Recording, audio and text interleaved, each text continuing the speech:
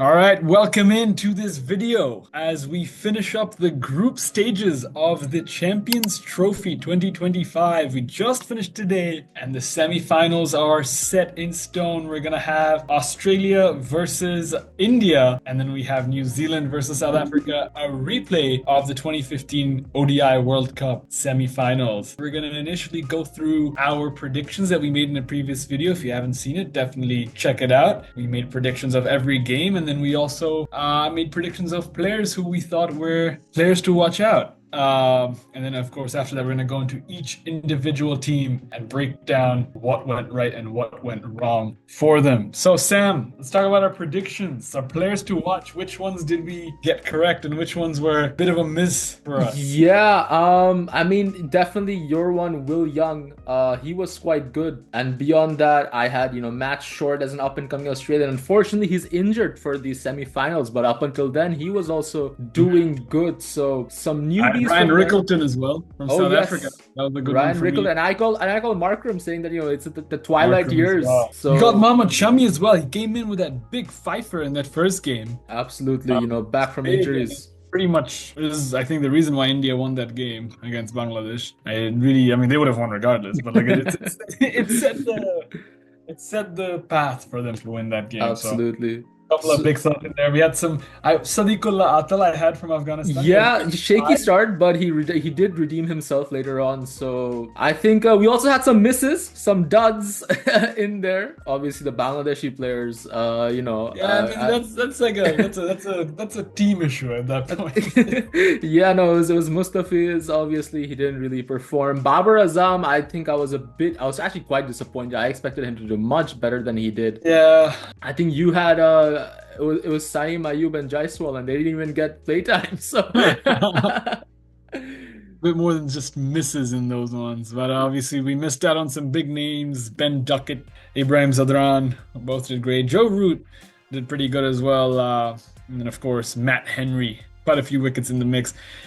What is really difficult to understand here is we'll talk about England in a bit, but I mean they had a couple of individual good performances, oh Ben yeah, Duckett, for Joe sure. Root, but overall that was another prediction we made: 3 losses for England. That's We I think both that's the one that we both actually got spot on with that We one. both got it spot on. We both said England are gonna come in and lose all 3 games, and we got that absolutely spot on. I think you also predicted Bangladesh to lose all 3 games. Yeah, technically that was true. They got 1 point due to the washout, but I mean, I predicted that we would beat Pakistan, and I'd never guessed that wasn't a wrong prediction, but my right prediction. yeah, we'll give ourselves points for that one because we'll say it goes either way. It's the middle Either ground. way, all right, let's go into individual teams then. Let's start off with those 2 teams, Bangladesh and Pakistan. Probably the 2 worst in the tournament, along with England. But I Yeah. mean, what went wrong? What went wrong for? I mean, like I think with both Bangladesh and Pakistan, if you do follow our Instagram, which definitely do as long as subscribe to our channel. I made this joke on our story that Bangladesh, Pakistan, India, we're all next to each other. We used to be all one, under one rule back in the day. But if we had a combined cricket 11, it would just be India's 11. Like there's no one replacing anyone from that India 11. That's the situation you have So, with these teams. you know what I Yeah, think? You saw like the bowling for many teams wasn't ideal, right? Like you saw Australia get smacked for over 350, and then England in return got smacked for more than 350. A lot of teams have been conceding runs, but it's the scoring runs bit which Bangladesh and Pakistan have both failed to do. absolutely. It's incredible how 2 games combined, the 2 games of 100 overs combined, I forgot what the exact number was, but the number of dot balls that Bangladesh had faced. In the second game against New Zealand, they had, I think, 180 dot balls. Actually, I'll tell you, I think I have the statistic off the top of my head. In the 2 games, they had 51 overs worth of dot balls in the 2 games that That's they played. insane. That's more than half the balls you're playing is going for dot balls. That's more than half. That's like one whole innings It's out gone of for your dots. team where you scored 0 runs. How is that acceptable? Rotate the strike. It's not difficult. There were moments where they're just blocking the ball, like in the 30th to 40th over. What are you doing? Play it in the gaps. Take those singles. Fine, you don't have the skill set to score 3 boundaries every over. But then why are you trying to do that? Why aren't you taking one boundary every couple of overs and then rotating strike. You can build up the runs from there. Like it's just so disappointing. I think in the Bangladesh versus New Zealand game, I mean, we lost by a certain number of runs. Out of that 180 dot balls, even if they scored 100 runs, we would have put a much bigger score on for them to chase.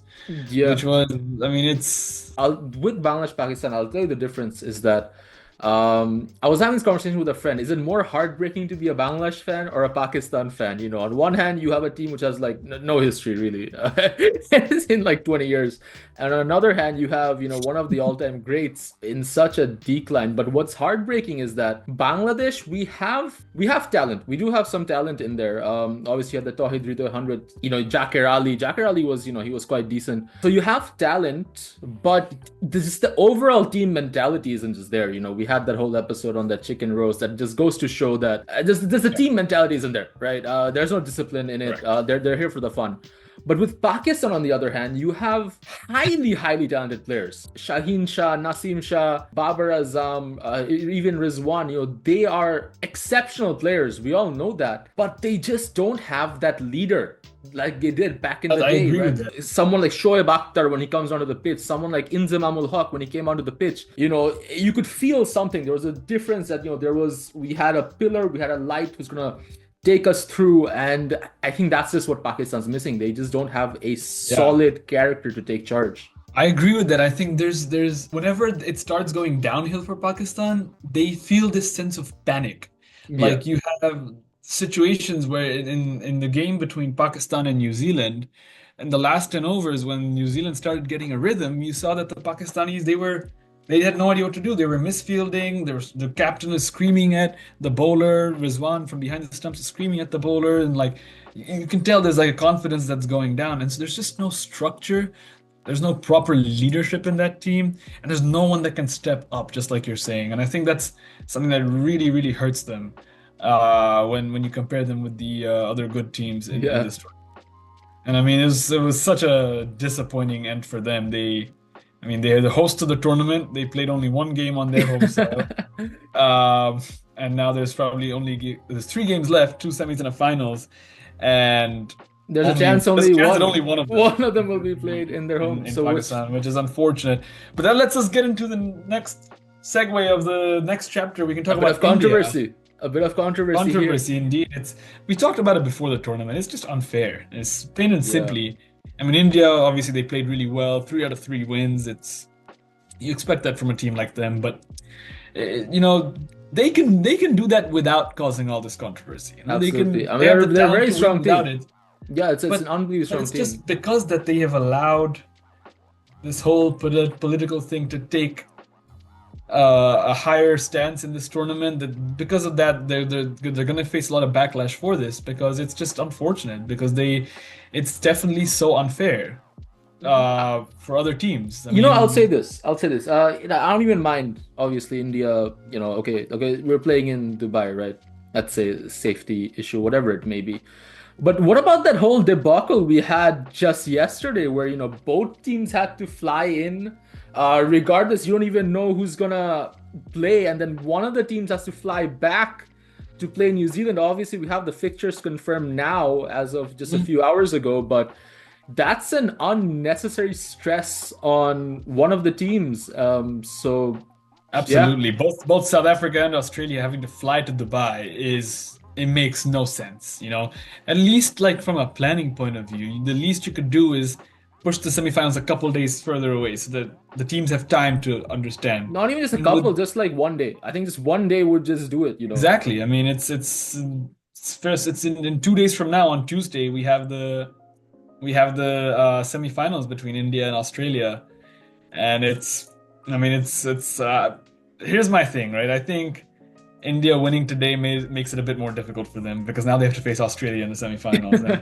I was sort of wondering, are they gonna go for the win, or are they gonna play it slowly? Because at the end of the day, you want to finish top of the group, but now you're facing Australia, an incredibly strong Australia team in that semifinal. They only played one game, Australia, but one complete game. But let's go back to India. They've had some individual performances that I think were great. I think Virat Kohli He's in back. that game against Pakistan was so strong. Shubman Gill was strong in that first game against Bangladesh, along with Mohammad Shami, of course. And then today, I think Varun Chakravarti got another Oh fifer. yeah. Dude, I mean, let me tell you something. It's defending 249. I think the New Zealand players, from the bowling end, they did the best they could. I think that was like a mhm, very good, having around like 249, 9 wickets down. I mean, from a mhm. bowling perspective, that's the best they could. On that defense, within 72 runs, they had 7 wickets fall, New Zealand. So that's like a wicket every 10 runs, right? Varun Mhm. Chakravarti, it's a spin-friendly pitch in Dubai, and the way he was turning that ball absolutely stumped the New Zealand players. And it was a bit of a replay as it was to the World Cup matchup they had. It was Mitchell Santner. He was the last man at the end, and then when he was gone, it's over. Lights out. Nothing more that New Zealand really could have done there. Kane Williamson, I think he's the only one who had an ideal innings. I think when you're chasing a run like this, 80, 86, or 82 from just about 100 balls, you need that. You need that Yeah. someone just needed to play with him, and no one was there. Yeah, and So, here's the thing, I know we criticized Babar Azam for playing some similar innings as to the Williamson innings today, but the difference was the target. yeah. No, in this game, your target is low. You have one person steady there, and all you need is support from the other end, and that's what New Zealand didn't get from the other end today. Whereas in Pakistan's innings, you can't play that slow. And of course, I don't want to blame all of it on Babar because the rest of the Yeah. batsmen weren't even there. They didn't even show up. But Babar as the senior player needed to really put on an accelerator there to help the team go Yeah, up. it really is understanding what you have to do in what position, right? You have to see where the game is, and you have to play like that. And we see that with Australia so often, which makes them so dominant. Obviously, that Afghanistan game was washed out, but the way Travis Head was playing, we all knew where this game was gonna go. So yeah, pretty much Yeah. it. Let's move on from India to New Zealand. We talked a little bit about their innings there already from Kane Williamson, but how have you found them in this tournament so A far? very pleasant surprise. I know, Yeah, I know in our predictions video when we were coming in, we were a bit nervous with New Zealand in the sense that, yeah, we were like, oh, they didn't really play that many ODIs, so no one really knows what their form was gonna be. yeah, it But just really shows how good they are, right? Like they had their mentality when they come in. They barely played ODIs in the last couple of years. They're the least wealthy cricket board out of the top 10 countries. They have, players who are just so humble, yeah, who don't brag, I mean, it's just okay. Take a look at this, right? Here's the difference between the teams. You have what's his name? Abrar Ahmed. Yeah, you know what I'm talking about. Yeah, when he does that after yeah, getting one wicket when India's thrashing you, versus look at Rachin Ravindra, young guy. He's what 24 years old, barely made his debut a couple years ago. He's scoring centuries, and he's just a quick raise of bat, and you're done. I mean, yeah. that's how it's supposed to be, and that's why they're so good because that humility really plays a part in it. Because you don't overestimate yourself. You're out there to play the game. You're not out there for any of the shows or the theatrics. No, you come to do a job and you do it. That's pretty much it. Exactly. Exactly. Here's the thing. Obviously, a lot of people say Aussie players are a bit arrogant. Pat Cummins very vocal. Virat Kohli. I mean that's fine because they perform and they're the Exactly. Their greatest. aggression comes after their performance. Yeah, it's not before With it or like as you're with in the teams game. like with teams like Pakistan and Bangladesh, the aggression comes before or after Yeah, getting one wicket after conceding 150 runs. Like that's the difference, and it's a Champions Trophy, and Bangladesh they're just simply not champions.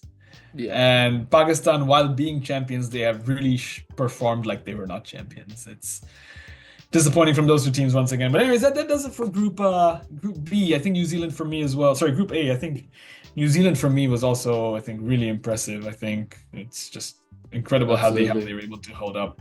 But let's move into Group B a little bit here. Four different teams. Let's start off with Australia because it's a little bit easier to talk about. They've only had one game that was fully completed, and it was the game against England. And we talked about it in our match day one analysis, but they were just incredible. Yeah, yeah.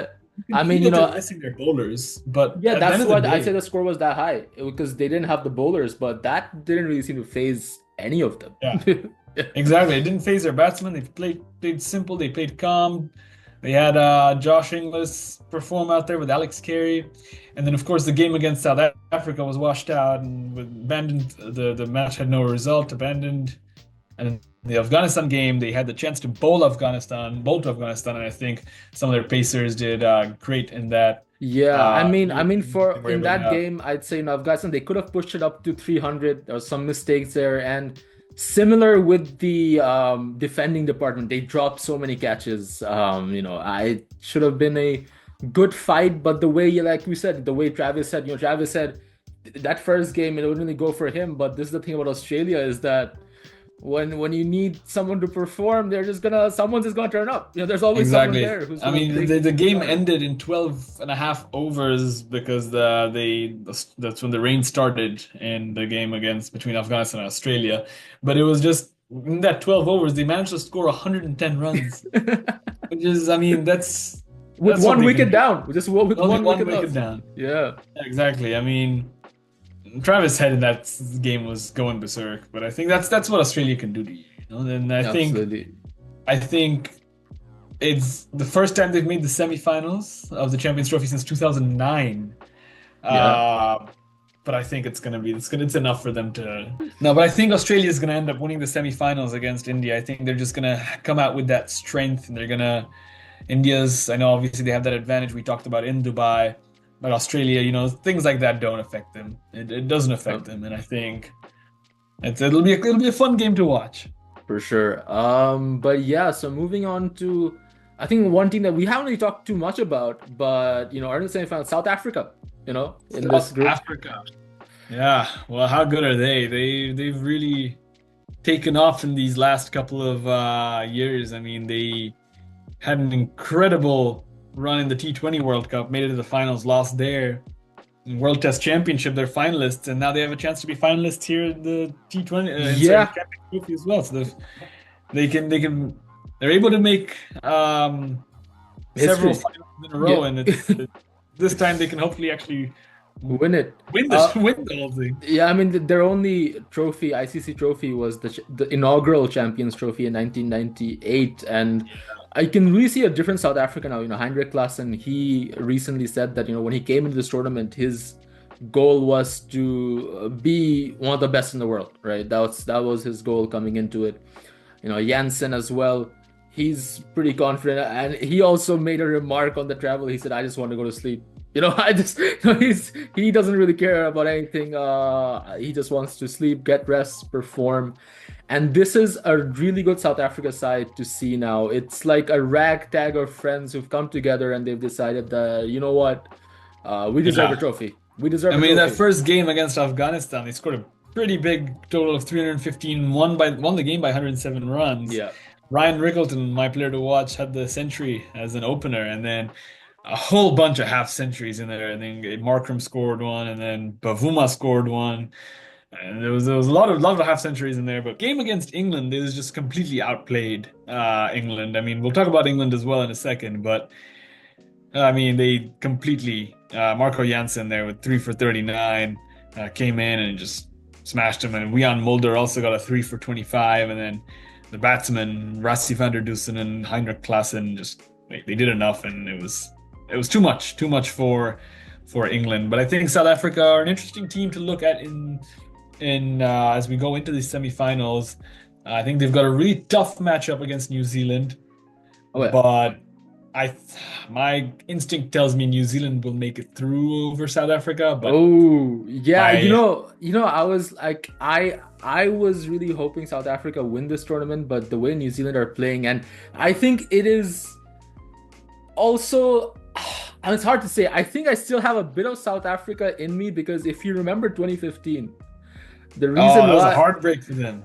the reason why New Zealand went through was because DLS all of a sudden it started raining. And And then Grant Elliott came out and just smacked him. yup, and that South Africa team, if you guys remember, oh my God, if you look at that lineup, you felt like they should have won everything. right? They should have won everything, They had the number one ICC bowlers. They had like the best ICC batsman, number one ICC batsman, but just luck didn't favor them. So I think that might play into it. That the memories of I mean, there's decade. luck always there. There's memories always there. But once again, like we said, these are teams they don't play off emotions. Yeah. They play off their skill, and which is what makes them so good. But it'll be exciting to watch and see what they do. It'll be a fun game. But let's move into England as we talk about that game. Oh God, Yeah, how no. dreadful were they? I mean, I've got to feel a little bit bad for Joss Butler. I mean. He stepped down. Stepped down from captaincy now. He's said I'm done with this white ball stuff now. I think it sums it up though. I think that him stepping down just sums up England's situation, right? I mean, if you look at his win-loss record as well, I think 0.87 win ratio as in ODIs. T20 was a bit better with 1.16, but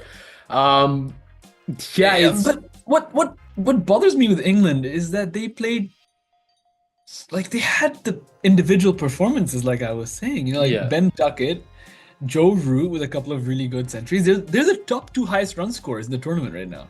Yeah. Ben Duckett and Joe Root at the end of the group stages lead the Golden Bat race, and yet here they are with 0 losses, and it makes no sense to me. I think the rest of the batsmen just haven't showed up. All these promising players that we've talked about, like Harry Brook and all, like. They've been doing good in the test matches in the last couple of months, but it's just not good enough, not nearly good enough. Yeah, I think the focus has really shifted for the England squad because if you watch the Ashes and stuff, you see that they're really in it over there. It's a good fight with them always with Australia, but T20, they're here and there, but ODIs, I think they've just really fallen off. So my question is about England. Do you think that the Bazball approach eventually led to their demise? You know what? I think so. Because in a lot of ways, the Bazball, the players who were playing Bazball, as I mentioned, that these were the legacy players, right? And I think the biggest Bazball, you could say the champion of it was a player like Ben Stokes, right? Obviously, remember Headingley. We remember that innings, that game. That's where we're like, oh my God, Bazball, right? This is it. But once those legacy players are gone, right, then you have these young ones coming in like Harry Brook. There's not enough discipline in their play. In a lot of ways, these guys, they should be, building more with precision and stuff like this. The adaptability, I think, like between formats is just not there. Like they're not being able to adapt to the different formats. I mean, I think introducing that like the T20 play style in every place has caused it doesn't always work. It doesn't always work. It won't always work. And the best teams are able to adapt from one format to another. Yeah. Right? The best teams, the best players are able to do that. Like you see someone like David Warner, who he'll smack you in ODIs, he'll smack you in T20s, and he'll smack you in tests, but his approach to the game is just it's completely different in all three. Like same with Mitchell Stark in all three formats as a bowler, right? Like, but you have to just adjust, and I think it really like it's just really. I mean, for makes example, the players make mistakes. It's very easy for them to make mistakes, and I mean it's. Yeah, I mean, if you look at someone like Steve Smith, right, when he's playing in the Ashes, he's maybe gonna score like 47 runs of like 80 or 100 balls, right? But then when he comes into somewhere like ODIs, he's maintaining his 100 strike rate. Same with Virat Kohli.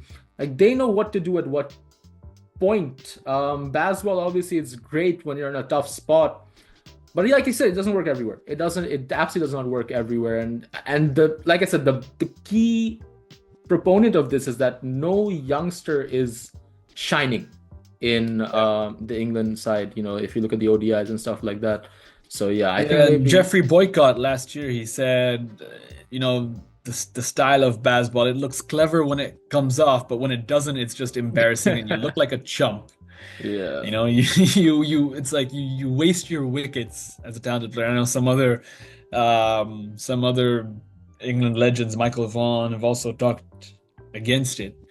And I mean it's an interesting point to look at and see why, if that's really the cause of them not being able to perform as much. I mean, I'm sure it's a combination of a few other things as well, but I agree with you. I think it definitely has an effect in there. And with that, I think let's move into our last team. Afghanistan. Afghanistan.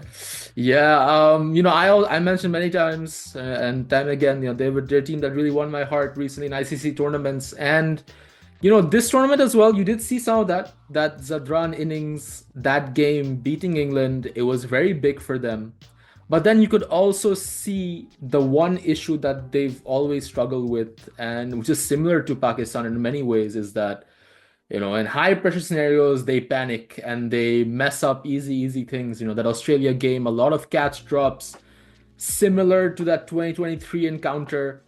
And I think same with Afghanistan. They need one of the players, they need to step up and just take command, take control. Rashid Khan, a lot of the times when you have DRS or etc., you can see that, he doesn't know what to do. He's taking advice from everyone else. Like, there's no solid decision making, solid leader enough. So one of the players, they just need to step up, and I think that's gonna be the final piece. Yeah.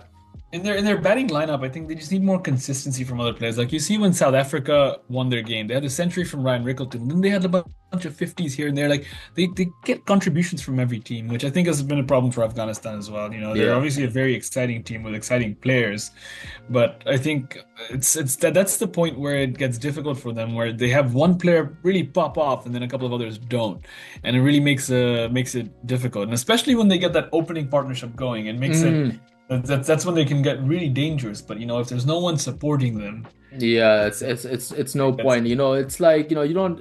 Everyone doesn't need to score centuries. You don't need to do 177 like Zadran every time. Even if you have 30, 40 runs here and there through solid partnerships. Yeah. So I think that they're a team that have grown, and they'll be a bit disappointed. I mean, I think they would have lost to Australia had that game finished. But they would have finished with one win out of 3 games. But it's still exciting times for them, because I think that the team that they have now, it is relatively young. It's relatively young, and by the time the next ICC tournament rolls around, hopefully, if they mature, if they're consistent throughout the years, they can really, make an impact next time around. So, like I said, they already had one semifinal in the T20 World Cup. So. So they have a good chance to really give it their all moving forward from here. And I think, if you look at the group that they were in, South Africa, Australia, Afghanistan, England, even a few years ago, if you saw Afghanistan in that group, you would have said, they're gone. There's no chance of them winning a single game. The fact that they've come out of that, I think, is a big step for them. I think it's a big note. They just here's my thing with them. Their players are doing good. They need to keep it up. At this point, they can't do the same mistake that Bangladesh made when Bangladesh players were going up. When Bangladesh players were going up, they got all that praise from the international community, where people were like, "Oh, Bangladesh are doing so great," and then that led to their demise, because they really believed they were the it team, even though they'd achieved nothing. Afghanistan have achieved a lot since their start, but by that logic, being critical of them, they've also not achieved anything yet, and so they can't let themselves get too confident now. They need to make sure that they really keep pushing until they get that trophy. And it's a very similar point. It's a very similar time frame as well with Bangladesh. Bangladesh, after their full membership, it was around the 12, 13-year mark where they were getting all that praise that this is something big is going to happen. And Afghanistan, they're at that similar point right now as well. So the time frames are also very close. So they just can't let fall off. They need to play more. They try to play more games at least. Coming into this cricketing year and the next one, and then, like I said, by the time the next IC tournament rolls around, I think they're going to be really proud of themselves about what they can achieve. I agree. So let's talk about, before we end this video off, about our predictions for the last 3 games. Sam, who do you have for semi-final 1 between India and Australia? I think honestly. That India win, it might bite them back now, because I think it's gonna be Australia. Australia, they're just looking way too strong. Like the amount of the overs that they played. I say overs because they've only had 1 full game. So the overs that they played, they've played 60 overs and they've scored 450 runs from that 60 overs. Exactly. So Good stuff from them. I also have Australia winning. I think it'll be a close one just because India has that advantage of playing in Dubai. So I think it's definitely going to be close, and I wouldn't be surprised if India does end up winning the game. But I think Australia is just going to edge them in this game. What about the second one, Sam? New a Zealand second, versus oh South man, Africa. these are two teams I really like, and I think they are as evenly matched as they can be right now. But I'm still gonna bank with South Africa. I think I still have faith in them. Interesting. So I'm still gonna go with South Africa, even though if anyone said New Zealand, I take that. I'm like, oh yeah, it's very fair. Yeah. But I No, think I'm still gonna go with South Africa. like I said, my heart says South Africa, but my brain says New Zealand. So I'm gonna put in New Zealand in this final. I'm gonna have a repeat of the 2015 Oh World yeah, Cup World Cup. final. So who do you have winning in the finals?